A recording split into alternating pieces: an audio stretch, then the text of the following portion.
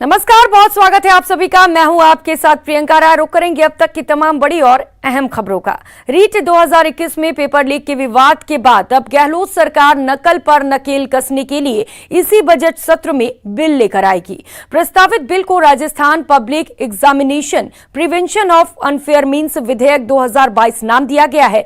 Bill में नकल रोकने के लिए दोषियों को सजा देने के लिए कड़े प्रावधान हो सकते हैं। इस बिल को लेकर सबकी नजरें हैं। कैसा हो विधेयक, क्या होंगे प्रावधान, जनता क्या सोचती है, जनता की क्या राय है, इसी मुद्दे पर जानने की युवाओं के मूड को कोशिश करते हैं।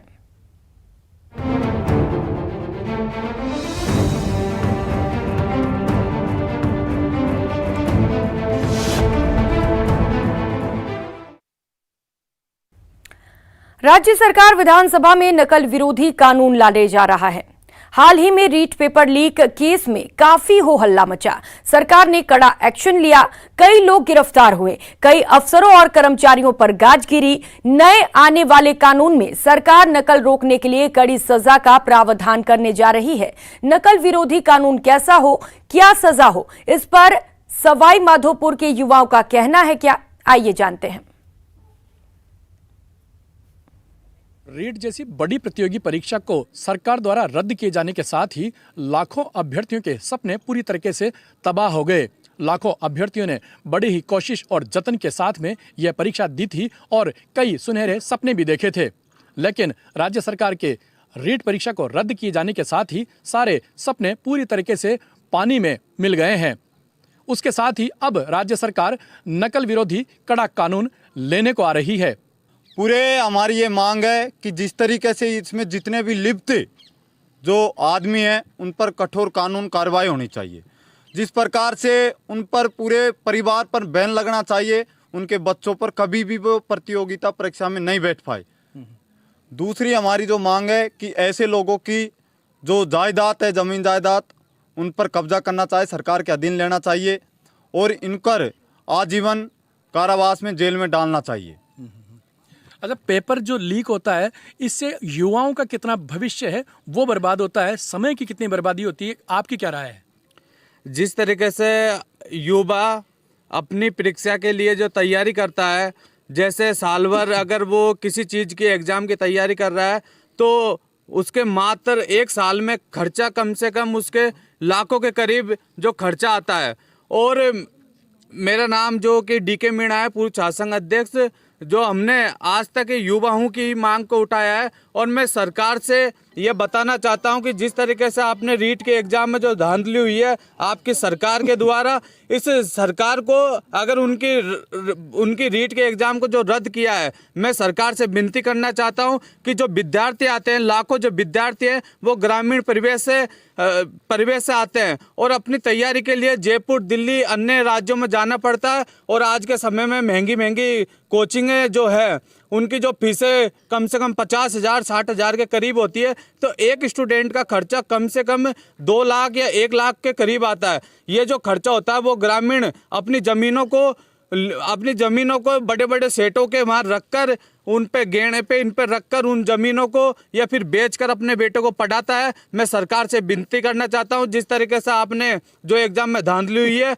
और आपने जो रीट को कैंसिल किया है, मैं आपसे एक ही निवेदन करता हूं आपके चैनल के माध्यम से, उन गरीब बच्चों की जो उन्होंने अपनी कोचिंग में फीस बर्बाद की है उस फीस को आप वापिस करें, मेरा हाथ जोड़ के निवेदन है। अन्यथा जो युवा जिस तरीके से पिछले कुछ समय से रोडों पर, सड़कों पर अपनी मांग को लेकर जो धरना कर रहे हैं, शायद ये ऐसा प्रदर्शन होगा कि आने वाले समय में जिस तरीके से गुर्जर समाज ने रेल सेवा जो बाधित करी थी, कहीं युवा अपना रास्ता भटक कर ऐसी वो नहीं करे कि रेल जो सड़क मार्ग जो बंद ही हो जाए परमानेंट। अच्छा, इसके अलावा हम और भी बात करने की कोशिश करते हैं। आप क्या मानते हैं कि अगर राज्य सरकार एक नकल विरोधी कानून लाती है तो क्या इससे भविष्य में नकल रुक पाएगी? अगर राजस्थान सरकार कोई नकल विरोधी कानून लेके आती है तो मेरा ये मानना है कि भविष्य में नकल रुक पाएगी, क्योंकि ऐसा कानून बनाना चाहिए जिससे नकल गिरोह के लिए सरकार को ऐसा कड़ा कानून बनाना चाहिए जिसके उससे बच्चों पे या उसके कोई संपत्ति है उसको निरस्त करना चाहिए। और कोई कड़ा कानून बनाना चाहिए सरकार को। आप क्या मानती हैं, क्या इस तरीके के जो अगर कानून बना दिया जाए, कड़ा कानून अगर बना दिया जाए, राज्य सरकार अगर कोई कानून लेकर के आती है तो उससे क्या भविष्य में नकल रुकेगी? हाँ, रुक सकती है ना। अच्छा, और भी कुछ अभ्यर्थी हमारे साथ में हैं। आप क्या मानते हैं किस किस तरीके के क्या कड़े प्रावधान होने चाहिए इसके कानून में? पहले तो मैं बताना चाहूँगा कि नए नए सरकार को नए नए कानून लेने चाहिए जिससे ये नकल जो करवाते हैं उनको मतलब कहीं सज़ा देनी चाहिए, उनकी ज़मीन जायदाद जब्त कर देनी चाहिए। दूसरी चीज़, उनके जो बच्चे हैं उनको एग्ज़ाम में बैठने नहीं देना चाहिए, गवर्नमेंट एग्ज़ाम में किसी को बैठने नहीं चाहिए। और सरकारों को जिनकी इतनी संपत्ति है जो ये कमाते हैं इनको बंद करना चाहिए। तो ये है हमारे साथ में सवाई माधोपुर के युवा जिनकी अपनी अपनी सोच है, अपनी अपनी राय है, और साथ ही में उनका यह भी कहना है कि ऐसा कड़ा प्रावधान हो कि कोई भी व्यक्ति किसी भी बड़ी प्रतियोगी परीक्षा में नकल करने के लिए एक बार नहीं बल्कि लाखों बार सोचने के लिए मजबूर हो, ताकि युवाओं का भविष्य चौपट नहीं हो और युवा अपने सुनहरे सपने भी बुन सकें। गिरिराज शर्मा, न्यूज़ 18, सवाई माधोपुर। तो युवा चाहते हैं कि नकल विरोधी कानून ऐसा हो कि नकल करने और कराने से पहले अपराधी 100 बार सोचे। नकल अब एक संगठित अपराध बन रहा है, इस पर नकेल कसना जरूरी है। भरतपुर के युवा चाहते हैं कि कानून ऐसा बने कि युवाओं के भविष्य से खिलवाड़ करने वाले बच नहीं पाए, युवाओं का वक्त और पैसा बर्बाद ना हो। राजस्थान सरकार नकल रोकने के लिए नकल विधेयक जो कानून है उसे लागू करने जा रही है, और लगातार जो युवाएं हैं उनसे बात करेंगे कि नकल विधेयक जो है वो पारित सरकार ला रही है, उससे क्या जो है नकलजी हैं उन पर किस तरह से शिकंजा कसेगा। देखिए, सबसे पहले तो सरकार को नकल विरोधी कानून के तहत ये नियम बनाने चाहिए कि जो भी इस क्रिया में लिप्त है, जो भी भ्रष्टाचार कर रहा है, जो भी कुछ कर रहा है, उसके खिलाफ कड़े कानून लाने चाहिए। सबसे पहले प्रत्येक एग्जाम के 2 एग्जाम होने चाहिए मेरे नज़रिए से, तो जिससे एक एग्जाम में अगर कोई जुगाड़ लगाए भी तो दूसरे एग्जाम में वो नकल ना हो। और राजस्थान की जितनी भी पिछली भर्तियाँ हुई हैं उनको देखते हुए राजस्थान रीट का मुद्दा ले लीजिए, L2 में पूरी बुरे तरीके से धांधली हुई है, जिसमें सरकार के बहुत बड़े बड़े नेताओं का हाथ है, लेकिन सरकार उनको बचाने के चक्कर में CBI जांच से डर रही है, सब कुछ कर रही है। SI का पिछला मामला होता है, SI में भी इतनी सारी धांधली हुई, बहुत सारी OMR सीट सामने आई हैं, और पेपर बीकानेर से पाली तक गया है, उसकी भी कुछ कार्रवाई नहीं कर रहे हैं। JEN का JEN पेपर बहुत भयंकर ढंग से आउट हुआ था। इसके अलावा पटवारी के ऊपर जो नॉर्मलाइजेशन हुआ है वो किस तरीके से हुआ है। ऐसे भी विद्यार्थी हैं जिनके 225 आ रहे थे और उनके नॉर्मलाइजेशन से 196 ला दिए। लगातार जब युवा जो है वो पढ़ाई करते हैं और पेपर जो है वो बार बार लीक हो जाता है, इससे कहीं ना कहीं जो युवा है उनका पैसा भी बर्बाद होता है, समय भी बर्बाद होता है। इस चीज़ पर क्या सोचना है आपका? देखो साहब, ये अगर बार बार ऐसे लीक पेपर होगा, अब रीट की मुद्दे की बात करें, रीट पिछली भर्ती 2019 की निकली थी और 2019 से लगातार युवक तैयारी कर रहा था। उसके बाद 3-4 बार एग्ज़ाम की डेट पोस्टपोन्ड हुई, उसके बाद फिर एग्ज़ाम भी हुआ, एग्ज़ाम अप्रैल में, फिर जून में, और फिर सितंबर में जाके एग्ज़ाम हुआ, और उसके बाद भी ये सुनने को मिले कि जब रिजल्ट का टाइम आए तो भर्ती इतनी बड़ी धांधली हुई है। तो सभी जितने भी बड़े नेता हैं उनके खिलाफ कड़े कानून लाओ, जिनकी भी संपत्ति है उनको कुर्क करो, जितने भी हैं कड़े से कड़े कानून लेके आओ। ये युवाओं के भविष्य के साथ, बेरोजगारों के साथ ये तो बहुत अनर्थ ही हो रहा है एक तरीके से। तो जितने भी हैं कड़े से कड़े कानून लाने चाहिए अगर इसको रोकना है तो। और भी युवा हैं हमारे साथ, क्या कहना चाहेंगे आप, किस तरह से जो नकलची हैं उन पर शिकंजा जो है वो कसा जा सकता है? जब तक सरकारी इस मामले में लिप्त रहेगी उसको कानून लाने का कोई मतलब ही नहीं है। खुद ही सरकार धांधलेबाजी करवा रही है तो उसका विधेयक लाने का क्या फ़ायदा। खुद ही तो नकल करवा रही है और खुद ही विधेयक ला रही है। ये सिर्फ हमको गुमराह किया जा रहा है और कुछ नहीं है।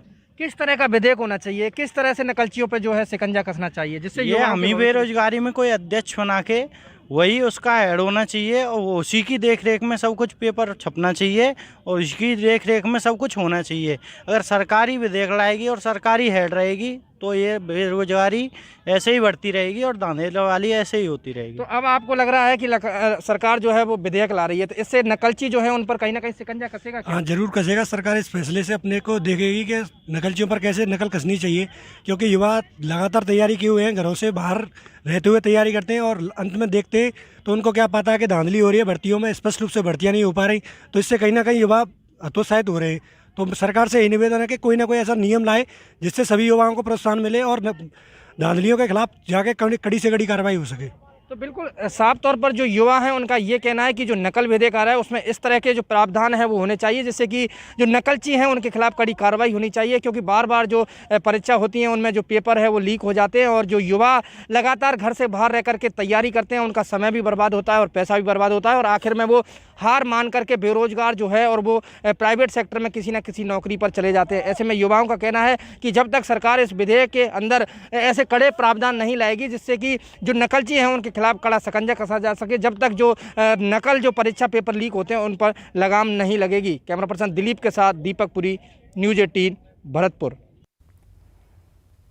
लाख कोशिशों के बाद भी प्रतियोगी परीक्षाओं में नकल की खबरें सामने आती रहती हैं। कुछ पकड़े भी जाते हैं, एक्शन भी होता है, लेकिन नकल कराने वालों के हौसले पस्त करने के लिए कड़े कानून की सख्त जरूरत है।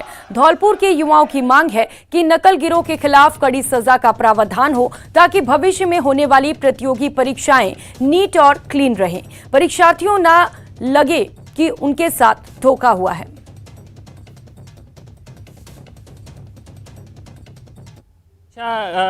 पर जो नकल हुई उसमें जिसको लेकर गहलोत सरकार नकल विरोधी कानून लेकर आ रही है, जिसको आप देखते हैं कि धौलपुर के युवा इसको कैसे देखते हैं।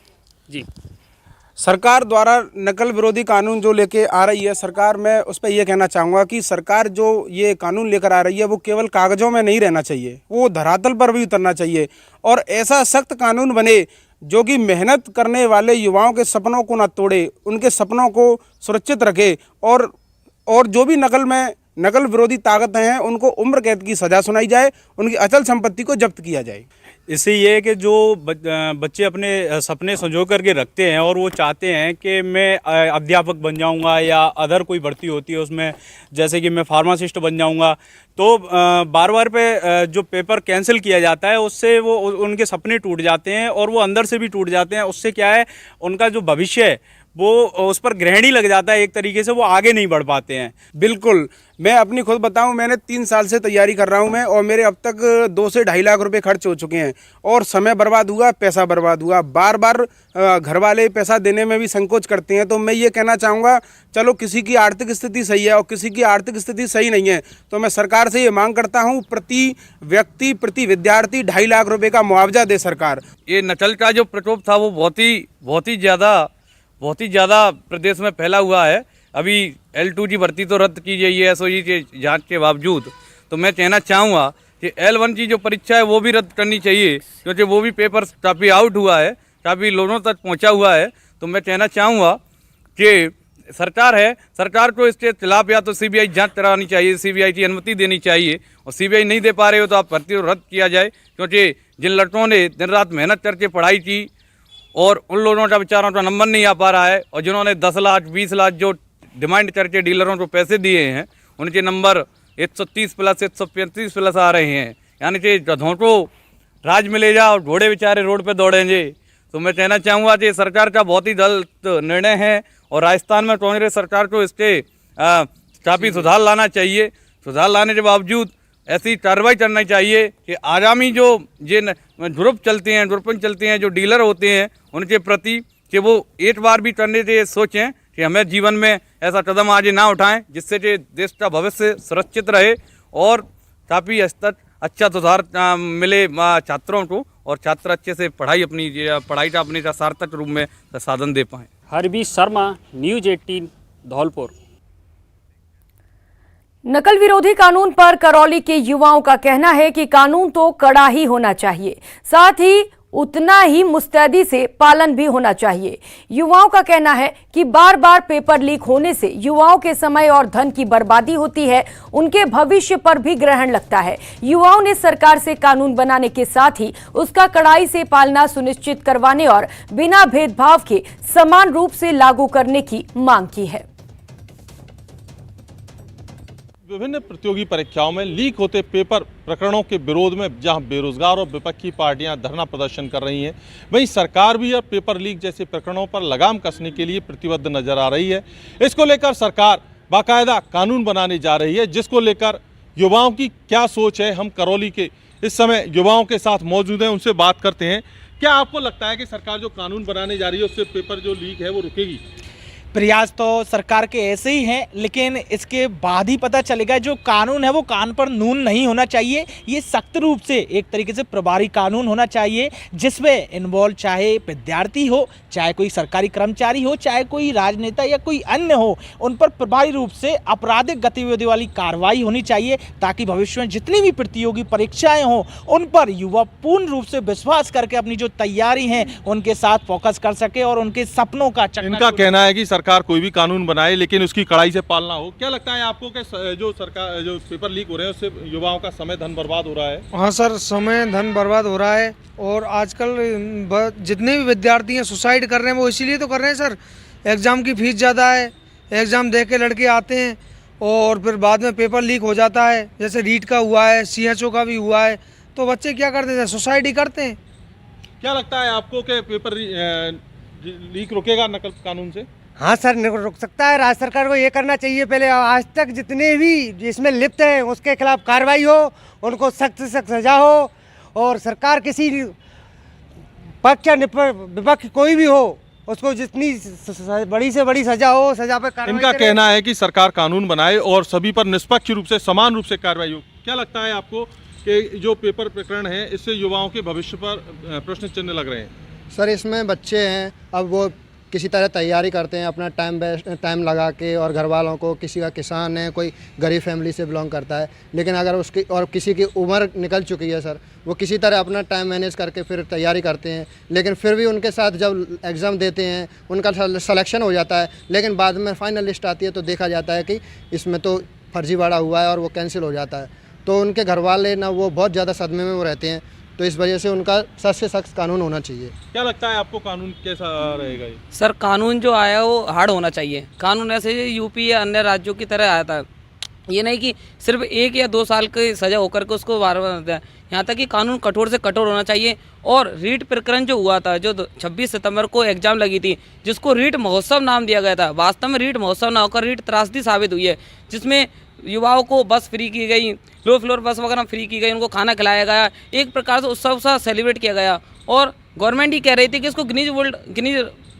बुक में शामिल किया है। अब आप ये बताइए, गिनीज बुक में शामिल करने लायक है क्या? इसके अलावा सबसे पहले थी जो विपक्ष की राजनीति। आपको क्या लगता है कानून किस तरह से रहेगा ये? मुझे लगता है कि जो कानून है केवल दिखावा है।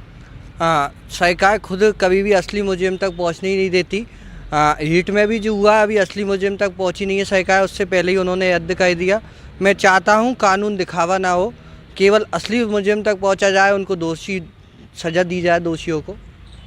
युवाओं का कहना है कि जिस तरह से पेपर लीक होते हैं वो निश्चित रूप से समय और धन को बर्बाद करते ही हैं, साथ ही जो कानून बनने जा रहा है वो सभी के लिए समान रूप से लागू हो, जिससे पेपर लीक जैसे प्रकरणों पर लगाम कसी जा सके। धर्मेंद्र शर्मा, न्यूज़ 18 राजस्थान, करौली। और रुक कर लेते हैं बड़ी खबर का। जयपुर से इस वक्त की बड़ी खबर सामने आ रही है। करणी विहार इलाके में हादसा हुआ है। कुएं की खुदाई के दौरान मिट्टी ढह गई है। मिट्टी के ढेर में एक शख्स दबा हुआ है। अनुपम विहार कॉलोनी में यह हादसा हुआ है। रेस्क्यू टीम मौके पर पहुंच चुकी है और रेस्क्यू किया जा रहा है। सिविल डिफेंस की टीम इस वक्त मौके पर मौजूद है। लगातार रेस्क्यू अभियान चलाया जा रहा है, जिससे कि जो शख्स इस वक्त मिट्टी के अंदर दबा हुआ है उसको सकुशल बाहर निकाल लिया जाए। तो जयपुर से इस वक्त की बड़ी खबर आपको बता रहे हैं। करणी विहार इलाके से यह खबर है, जहां पर दर्दनाक हादसा हुआ है। यहां पर बता दें कि कुएं की खुदाई हो रही थी, इस दौरान वहां पर मिट्टी ढह गई और मिट्टी की ढेर में एक शख्स भी दबा हुआ है। तो बड़ी खबर, अहम जानकारी। अनुपम विहार कॉलोनी में यह हादसा हुआ है और आपको बता दें कि सिविल डिफेंस की टीम मौके पर पहुंच चुकी है। रेस्क्यू ऑपरेशन चलाया जा रहा है और कोशिश लगातार ये की जा रही है कि जो शख्स मिट्टी के अंदर दबा हुआ है जल्द से जल्द उसे बाहर निकाल लिया जाए। सहयोगी विष्णु शर्मा इस वक्त हमारे साथ जुड़ चुके हैं। विष्णु, क्या कुछ अपडेट? जो मामला है वो करणी विहार इलाके का है। यहाँ करणी विहार में अनुपम विहार कॉलोनी है, जहाँ करणी माता के मंदिर के पास ये हादसा होने की जानकारी सामने आई है। बताया जा रहा है कि एक व्यक्ति, जो कुछ लोग थे, वो वहाँ कुएं खोदने का काम कर रहे थे। इसी दौरान मिट्टी ढह गई, जिसमें एक व्यक्ति के दबने की सूचना है। जी विष्णु, बताया जा रहा है कि वहां पर रेस्क्यू टीम पहुंच चुकी है। क्या टीम की ओर से कोई बयान अभी सामने आए हैं? कितना वक्त लग सकता है निकालने में शख्स को? जी हमारी अभी बात हुई है। अभी जब कुछ देर पहले ही सिविल डिफेंस की टीम मौके पर पहुंची। इससे पहले पुलिस मौके पर पहुंच चुकी थी और सिविल डिफेंस की टीम ने रेस्क्यू करना शुरू कर दिया है। कुछ ही देर में जानकारी पूरी सामने आ सकेगी कि जो व्यक्ति है उसको निकाल लिया गया है बाहर। लेकिन विष्णु, आखिर यह हादसा हुआ कैसे? क्या कोई लापरवाही इसके पीछे, सावधानियां नहीं बरती गई? देखिए, बिल्कुल बात सही है कि सावधानी बरती नहीं गई होगी और वहां पर जो है अभी तक की जानकारी के मुताबिक मिट्टी ढहने से ही ये घटना होने की बात सामने आई। करीब 8 से 10 फीट जो नीचे है वो व्यक्ति नीचे दबा हुआ है। जी विष्णु, कितने लोग इस कुएं की खुदाई कर रहे थे? क्या बाकी लोग सुरक्षित हैं? देखिए, बताया जा रहा है कि कुछ लोग जो थे ऊपर थे और 2 से 3 लोग जो थे वो नीचे थे। इनमें कुछ लोग निकल करके बाहर आ गए जब मिट्टी ढहने लगी, लेकिन एक शख्स जो था वो नीचे ही दबा हुआ रह गया मिट्टी में। विष्णु, जो आपने बताया जैसा कि 3 लोग अंदर खुदाई कर रहे थे, बाकी के लोग बाहर थे, लेकिन जो 3 लोग अंदर थे जब मिट्टी ढही तो क्या कुछ लोग उसमें घायल भी हुए हैं, हताहत भी हुए, जो अभी फिलहाल बाहर निकल गए हैं? देखिए प्रियंका, हम अभी तक की हमारी जानकारी के मुताबिक एक ही व्यक्ति के नीचे दबे हुए होने की बात है और उसी के घायल होने की बात है। उसके अलावा अभी तक कोई और जानकारी सामने नहीं आई है। जैसे ही जानकारी सामने आएगी और ठीक है विष्णु, आप नजर बनाए रखिए, आपसे अपडेट लेते रहेंगे। बहुत शुक्रिया आपका। और रुक कर लेते हैं एक और बड़ी खबर का। तो छात्रा की मौत की खबर सामने आ रही है। टीचर मौके से फरार है। कोटा से ये बड़ी खबर आपको बता दे, कोचिंग टीचर के घर पर छात्रा का शव मिला है। छात्रा का ये शव रस्सी से बंधा हुआ है और मृतक के शरीर पर चोट के भी निशान पाए गए हैं। तो आपको बता दें, कोचिंग टीचर जो है वो फिलहाल मौके से फरार है। सहयोगी ओम प्रकाश हमारे साथ जुड़ चुके हैं। ओम प्रकाश, क्या कुछ अपडेट मामले पर? जी, जो रामपुरा कोतवाली थाना है उसके बाहर करीब 200 से 300 लोगों का पूरा जमावड़ा है। पुलिस के आला अधिकारी मौके पे मौजूद है। रास्ता लगभग जाम होने की सिचुएशन है और स्थानीय जो लोग हैं उनके साथ, परिजनों के साथ स्थानीय लोगों में भारी आक्रोश है। उस मामले में तुरंत कार्रवाई करने की मांग कर रहे हैं। हालांकि उस छात्रा के साथ अनहोनी क्या हुई उसके बारे में फिलहाल पुलिस के आला अधिकारी नहीं बता रहे हैं, लेकिन परिजन रो रो के अपना आक्रोश व्यक्त कर रहे हैं कि आरोपी को कड़ी से कड़ी प्रकाश, बिल्कुल छात्रा के साथ क्या कुछ हुआ ये तो तफ्तीश के बाद ही पता चल सकेगा। बहुत शुक्रिया आपका तमाम जानकारियों के लिए। इस बुलेटिन में फिलहाल इतना ही। मुझे दीजिए इजाजत। नमस्कार।